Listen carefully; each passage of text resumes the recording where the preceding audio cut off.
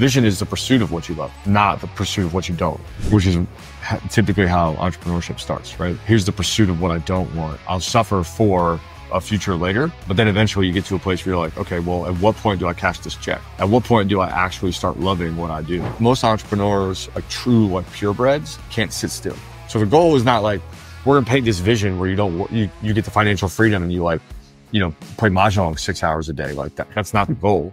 But unless that's what you want. But if you build a big vision and you're not working in your business, but 20 hours a week, where do the other 40 go? That's where you're going to need a vision, because otherwise you're either going to put it back into work, which you don't love anymore, or you're just going to squander it. All right.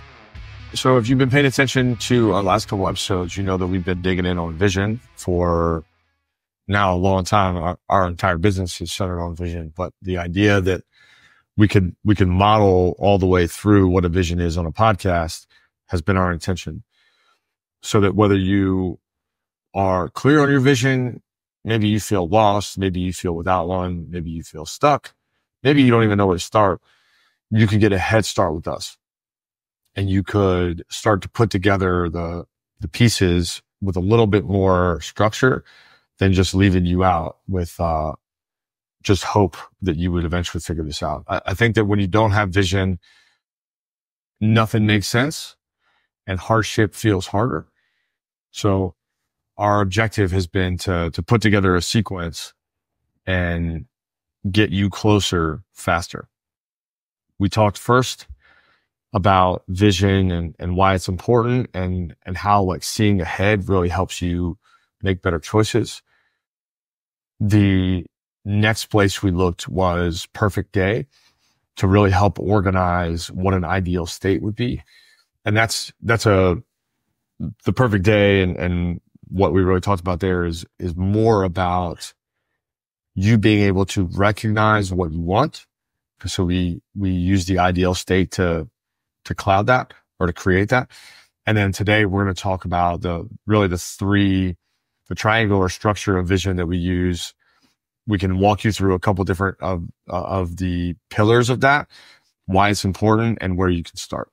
So we talked about perfect day. We talked about horizon. Those two are important because they help us identify like what we want in the future. What would you say to someone that doesn't know what they want? Besides asking them that question, what do you want? What if they say, I don't know? I think I would still go back to the question on the perfect day. But I was actually just doing some reading about it this morning on vision. And the person I was reading mentioned that a good indicator of where that you don't necessarily have a vision is that you start to feel jealous and envious of other people because you want what they have and you're not there. And it becomes a good indicator that's probably also what you want. Where are you starting to feel like you're lacking in your life? Then you compare. Yeah, you start comparing yourself. Yeah, that makes a lot of sense. It's a good place to look. Yeah, I never thought of it until I read that this morning. So you would say to them, so again, I want to get to the question of like, what do you say to someone that doesn't know what they want? Would you say look for where you're jealous and envious? Or where are you starting to feel like you're lacking in life? Because if you're looking, there's already a sense of wanting more. I think that's kind of at the heart of the question. What's the more? And you know better than I do, the people who, there are easy answers. I want freedom. I want financial freedom. I want time. But it's in the question that you start to reveal that there's more to that more that they haven't even yet discovered themselves. Yeah. Yeah. Do you think words like freedom they're easy targets, but they have no value? So if you're listening and you're like, my goal is financial freedom, I would call bullshit and say, like, what does that mean? Because you're going to get there and then you're still going to have to figure out what you want. Right. It may be true, but not entirely. It's true to the tune of like, I mean, that's like, I want to breathe. Like, of course you want to breathe, but what do you want to do when you can breathe, right? What do you want to do with your life? What do you want to do with your time? If you don't have to work anymore and you get 40 hours back a week, what do you want to do with that 40 hours? Or if you're used to working 60 or 80, what are you going to do with that time? You're basically painting freedom as the complete opposite, and it's undefined. Yeah, more the absence of. Right. So I think that's always important. I also think that if we're going to really talk about vision and give you guys structure, then, the best place to start is in this idea of what vision, the framework and the model that we use. So we have a 6-part framework where we walk clients down. There's a PDF that we can send you if you want it. Just send us a note, say you want the framework. That framework is different than what our model of what vision is. Today, we're going to talk about our model of vision. Because I think that when most people develop a vision, what they forget to do is this. It's like the pieces of it are kind of missing. So if you're struggling with what you want, you can probably find that this model will help you articulate the other pieces, and then you can kind of work towards what you want. Because some are way better at painting the picture. Other are way better at here are all the pieces. I don't know what the big picture.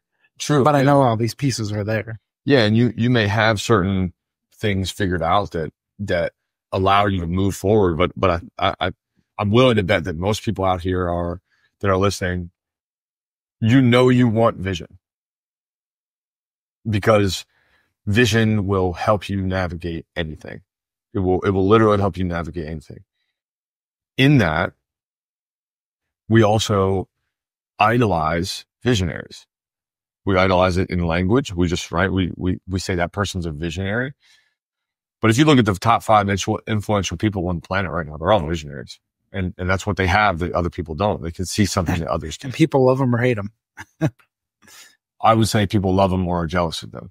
Yeah, that's a better. Well, there's the question of jealousy and envy. Yeah. Like, I want that. Yeah. And to have that kind of clarity is really important. So what we don't need to beat around the bush too much more. Here's the way we build out vision as a model.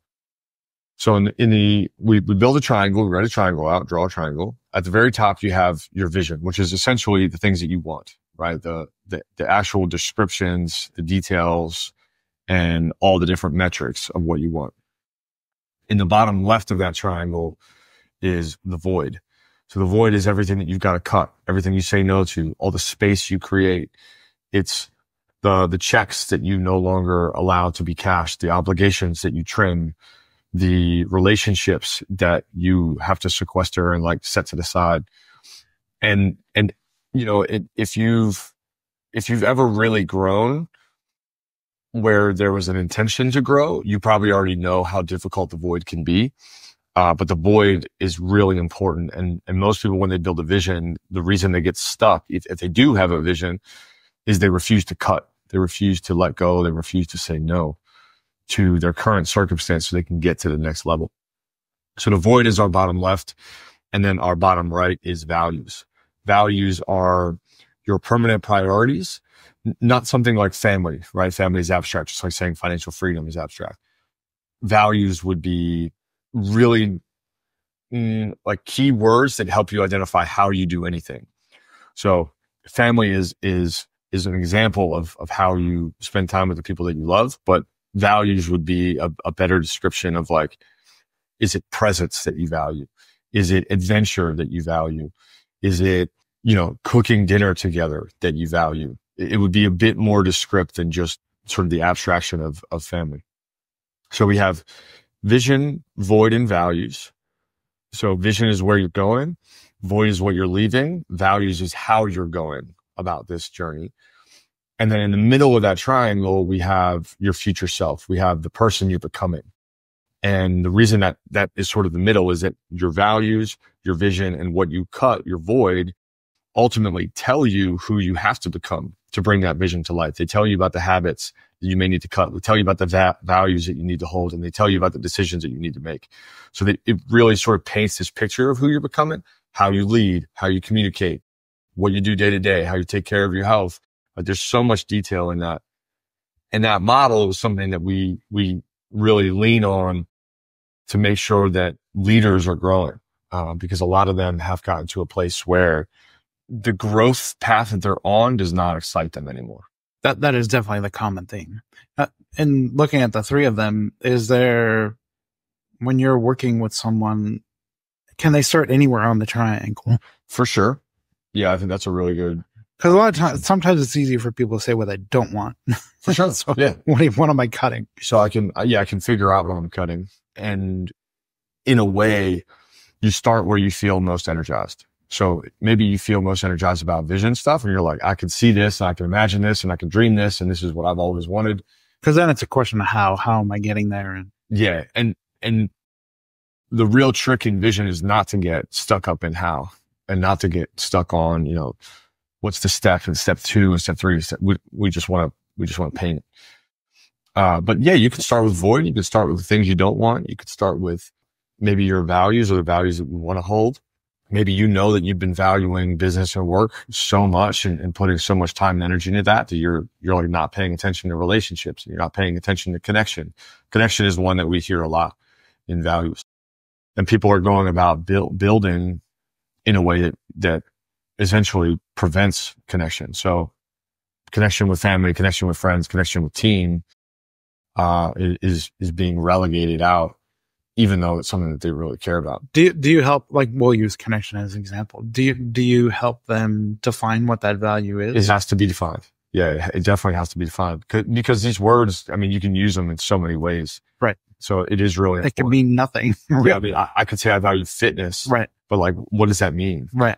I could say that I value, one-on-one time, but like, doing what? Like, what does that really entail?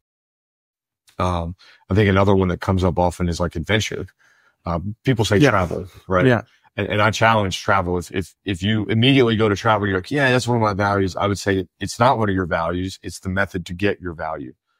So travel is one of those things that unless you really like sitting on a plane. We also learned this weekend, then it's not always travel. It's what do you experience once you're there? That's what I'm saying. Like, travel gets you to your value. So unless you really like sitting on a plane, travel is taking you to your value, not what you value.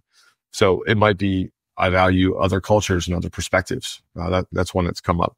It might be, I like being in the unknown space of somewhere new. It might be, I like wandering and I like, pursuing, challenging physical experiences like hiking or long treks.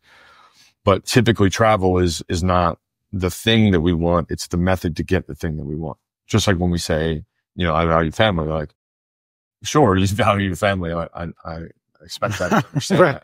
Right. If you don't, we have a different problem. We have a different problem, yeah. But I think in family is like, well, what is it you actually value about family, right? Let's be more particular. Again, is it dinner at home? Is it Saturday adventure days? Like what is it? Because we can't organize around something. The reason we have to define it, to your question, is we can't organize or measure it if it is undefined. So just like we ask all of our clients to define success in the 4 pillars that we lean on: career, circle, time, and health. Unless you have a definition of a value, you can't really work on how to express it more. Connection can mean 1,000 things. Adventure can mean 1,000 things. Even something like wisdom, like what does that mean? Or freedom, like what does that mean? That's a really important part of the process. I would think void can sometimes be difficult for people as well, especially all these things have helped them get where they are now, even though they want more at this point. Yeah. How do you help them? Or, what have you found working with that aspect of it, with the void aspect, with successful people? Well, the phrase that comes to mind first is what got you here won't get you there. And I think we can all understand that. Yeah. Mentally, we can understand that. Mentally, we can get that.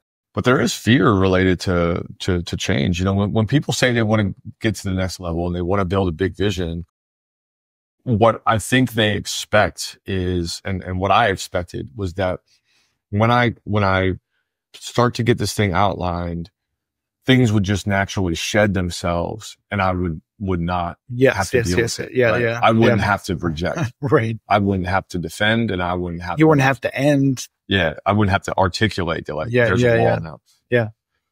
And I think when you're early on, if you're building a business and if you started, in your 20s, like I did, it does kind of happen that way, because like that time in life, like shit's changing so fast anyway. But as you get older, you get into your 30s, your 40s, your 50s, it no longer happens like that. It no longer sheds naturally. So there is this degree of like, I've got to break up with whatever this is.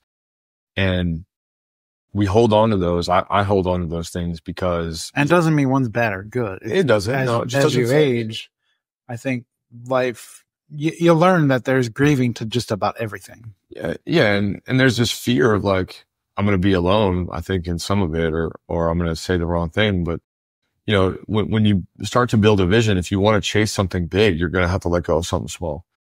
And, we get in our habitudes, right? We get our circle, we get our friendships, we get our dojo figured out. And then it's like, well, I need to go grow again.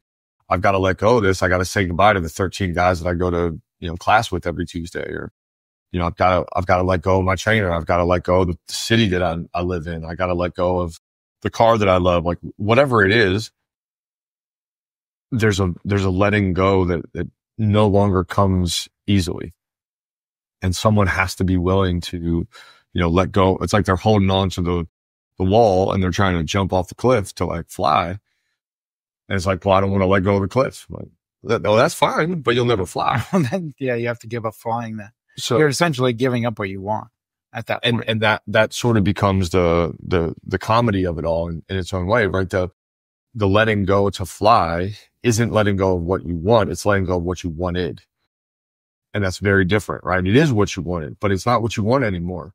And it's okay to just have the moment, the grief of like, well, it used to be what I wanted, but I don't want it anymore. And there's some kind of tension that I think visionaries often get in of, well, I wanted it, so therefore it has value. It's sort of a nostalgia, right? Like if my mom gives me a gift and I don't want the gift, or I don't want the thing anymore, or maybe it's like a kitchen utensil and I don't use it anymore. Like, do I keep it because it represents something, or do I shed it and keep the memory? Right. And that's where I think we get clogged down, is like we keep it rather than appreciate it and move on. That's where the feeling comes into play. We hold on to the feeling, I think, more than anything. Well, yeah. Cause there's a feeling attached to the memory that makes it feels hard to have to let go, because I feel like I'm letting go of the memory. Yes. Versus just the thing. Yeah. Yeah. It takes some work to navigate that. But I also think that this is where coaching is important, because what we do is give you two options. Either the vision becomes so exciting that you're willing to run through it and run to it, and you're willing to let go of whatever it takes to do that, or we're just going to light whatever you're holding on fire and light your chair on fire so you can't sit in that comfort. I think if there's any pattern that I see over and over and over, it's that, and I've been here, I don't want to risk losing what I have for what I want. And ideally, is that because you feel like you're losing everything at that point? Sometimes, yeah.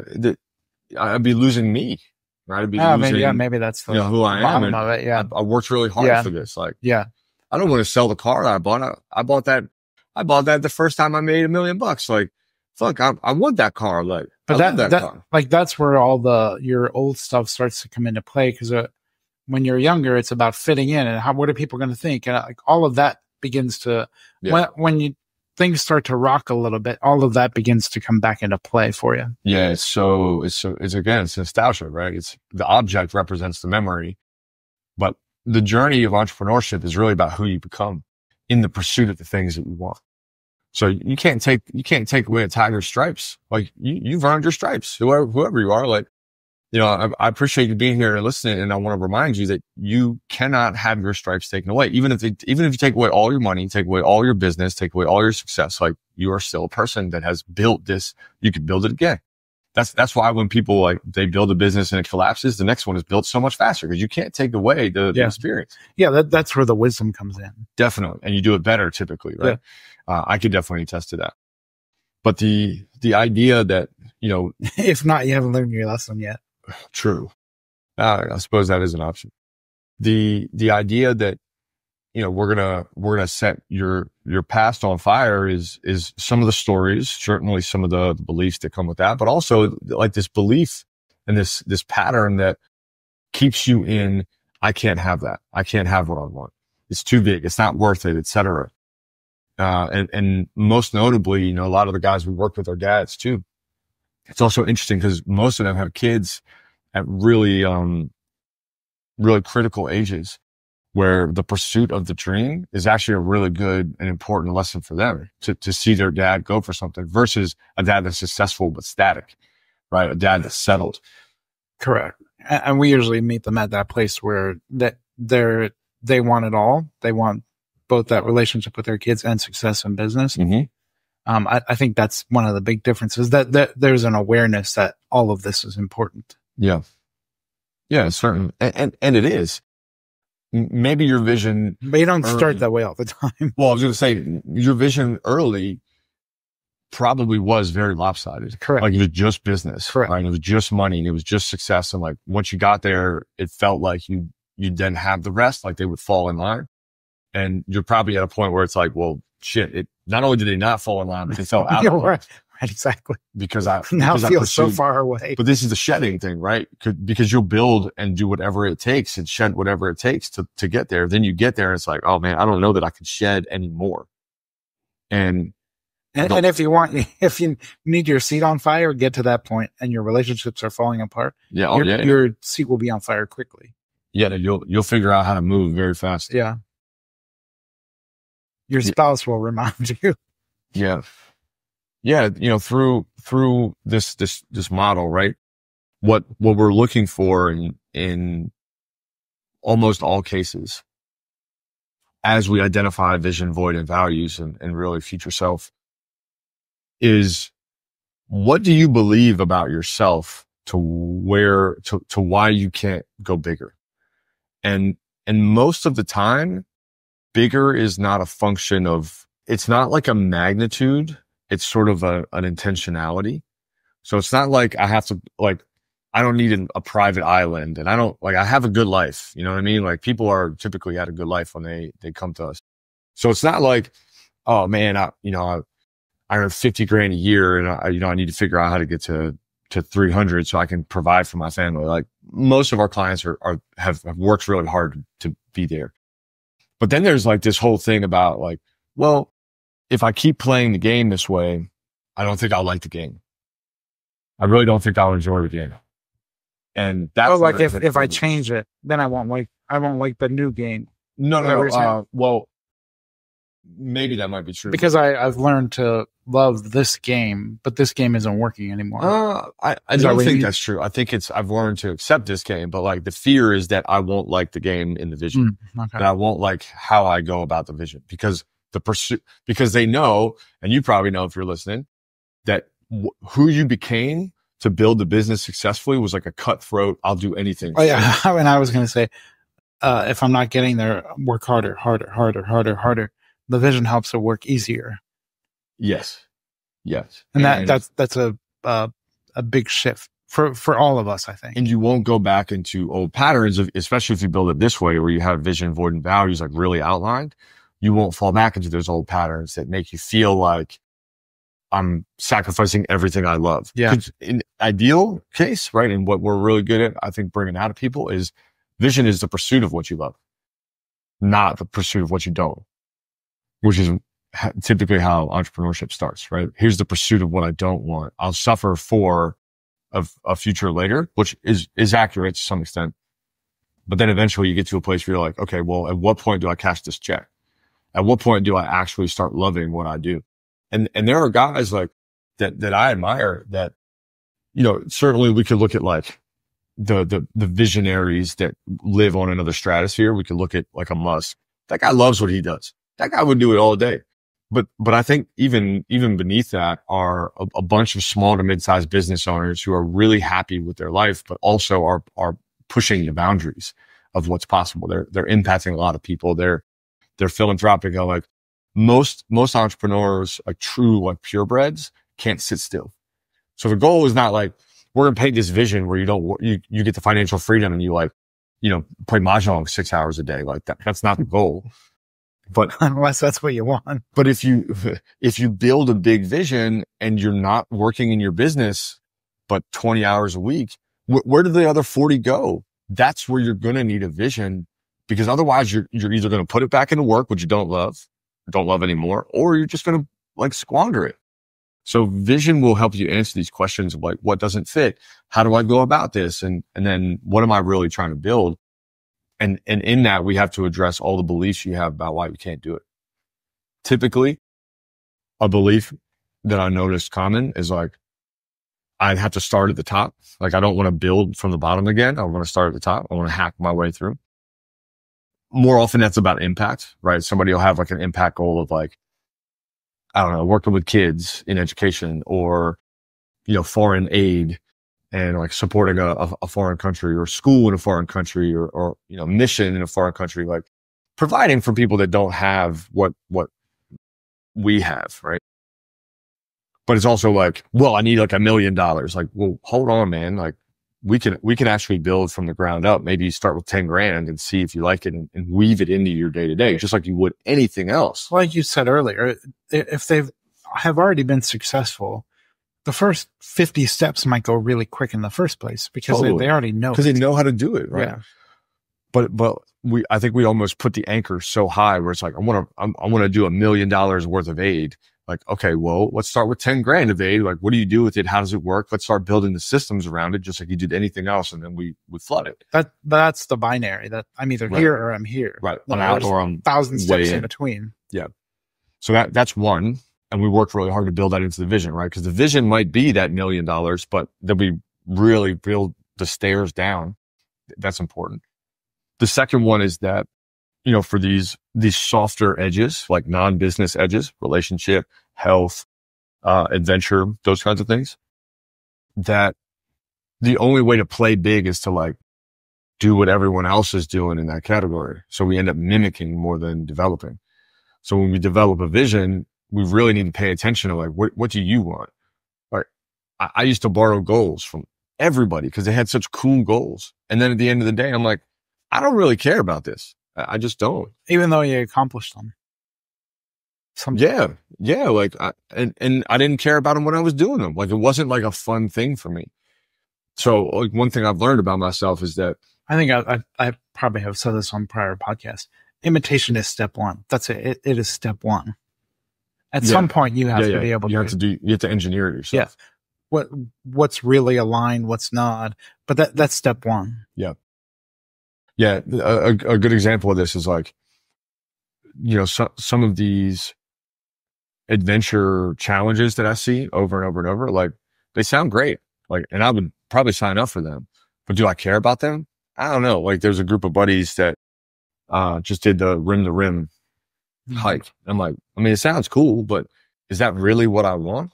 I don't think it is. I would do it with them more for the connection of it than for the adventure. Right. It goes back to your point earlier. What's the value? What value do you care about? Right. So if that gives me really good quality time with people that I care about and like admire and want to be like, and then inspire me, like, cool. I'll fucking hike for hours on that. But is that what I would choose to do for the doing of it? Probably not. Like, I don't care about summiting 7 peaks. Like, I really just don't care. Like, is it worth the view? Sure. But I'd probably be just as fine like YouTubing it and being like, wow, it's really nice up there. It looks like every other mountain. Well, like that example, the event was also here local. Like, you could have had the same connection here without the time of going there. Sure. And, I get that. So I think there's other ways of. Yeah, there's other ways to get. Because that's when you have to know what the meaning behind, what is that value really about? Right. And knowing yourself enough to be like, do I want this? And what do I want it for? Right. This is why our coaching journey is not just like, okay, write out what you want. Like, we're going to poke and prod at it to figure it out if it's really meaningful to you. But I've learned a lot about myself in these moments where I've picked things or identified things in a vision that really weren't about me. They were about maybe the business. They were about the projection of it. They were about the look of it. And they were about like sort of what it would gain me, in a social sense versus what what it really was. I love the car that I have now. And I wouldn't call myself a car guy, but like, if you look at my history, you probably would call me that, but I'm not like an extreme car guy. I was just thinking to myself, I've known you how many years? This is like number 3 or 4. Yeah. but am I extreme in that? No, but I'm certainly. You're also not, like, you're not collecting them. Not like collecting them. Right. I might, right? I could see that maybe in the future, but you know, I've learned that I'm not an extreme car guy. I'm not going to shows. I'm not doing all that stuff. Like, I'm not swapping out parts and all this stuff, but I do enjoy and appreciate what I ride in, and I do appreciate some of those details. So, you know, I can build my own kind of vision based on that if I know myself. I think it would be easy though for me to pick up what everyone else is doing in car land and try to copy that, because it does gain social traction, or it is louder, or it is cool. And I just had to kind of sift through, like, is this really me? And very quickly, some of those things that were a part of a vision for me shifted to the void. Like, they very quickly migrated there the deeper I dug into who I was. Yeah, that, I think the question I was thinking was, how do you help the person determine that this is the vision and not simply like your ego being driven or for other reasons? How do you help the person determine that, like, this is coming from an authentic place from this person? The 3 triangle pieces will figure that out. And the 3, I'm assuming, will create tension as well to help define. Yeah. The only way something works is if all 3 work. Right. So I might define, like, yeah. So I want to really, one angle is going this way. And yeah. We don't want a weird ass triangle. So, like, if I say I'm like, in my vision, I have, you know, maybe my vision is a weird ass triangle. It could be, but if I say I have this huge garage full of all these cars, and then, you know, I drop into values, and what I care about is like connection, relationship, and being in foreign countries, and being away from, like, working out of office. And you're like, well, wait a minute. If you really pursue connection and you really pursue being gone all the time, you're not even going to be where your cars are. And then it's like, well, okay, what does that get you? Does it get you connection? Do you take these cars overseas? Like, does it line up? And we just start to poke holes in it. We might also look at, you know, what would you have to give up if you wanted to pursue more of being away and being in foreign countries? Well, if you have a garage of 9 cars, right? Like, think about like Jay Leno, like, that guy loves cars. Like, his garage is full of cars that he doesn't drive because he loves that.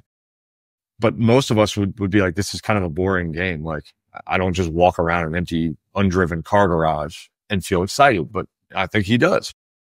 So I think each of these pillars really helps us stress test, like, does it actually fit? And incongruence is easy to spot once we have particulars. You know, we came back on a show on Last Man Standing, I think it was. Nice. As a mechanic or something along those lines. Nice. It was still car related. Nice. Yeah, I could see that. I would bet one of his values is like the engineering, right? Like, tinkering would probably be how I would describe it. Like, but he's probably in the cars, you know, like, right. Like adjusting it, grease all over. Yeah, just like getting into it, because like that's probably what he cares about. So, you know, that's where we want to find the magic, and that's where we want to really identify. So just to kind of wrap this up, we'll talk more about vision over the next couple of weeks, because we want to give you more and more structure. If you want our vision framework, which will help you get some of this stuff out and just begin your process, send us a note on Instagram, jump on Facebook, get on TikTok. Like, it doesn't matter. Like, send us a note, and we will get you that. Just put it in an email to you. No problem. The idea of vision, void, and values is something that you can start to look at for yourself, right? What is it that you want? What is it that you would have to let go of to get what you want? And then what are the values? How do you go about living, as you build out what you want? So those things might be helpful for you to begin to think about. The vision framework is a little bit different than this model. It's more of the tools to help you get some of the information out. So again, if you want that, let us know. Otherwise, start to think about your vision, your biggest and highest goals. And I think a great place to start is like, what are your values? I think it's a great place. If we have a workbook on discovering your values, it could actually be helpful too. So if you want that, just send us a note, say that you want the values workbook and we'll send you that. It's really cool to see people like dig in. There are lots of places you can go for values. Yeah. Lots of card decks I've seen when we use card decks. Brene Brown has value stuff. Yeah, I mean, I think what our workbook attempts to do is give you questions to go deeper. Because if you just have a deck of cards, like you start picking out, 1,000 things, you're kind of lost in how to. Just a starting point. Yeah, there are a lot of tools on values, and I think that it's easy to get kind of wrapped up in like the semantics of it. But there's plenty that we have here to work with. We're gonna keep digging on vision. If you like this episode, reach out to us, leave us a review. We really appreciate those things. Just taking a couple minutes to write a positive review goes a long way. And we will long way. See you on the next one. It'll drop next week. We'll keep talking about vision so that you start to get out of your own way and become a visionary, because that's really important to us. All right. And it's needed. So many people live in the past. We need visionary. We need vision. The world needs more vision. I agree with that. Okay. Thanks for tuning in. We'll see you on the next one.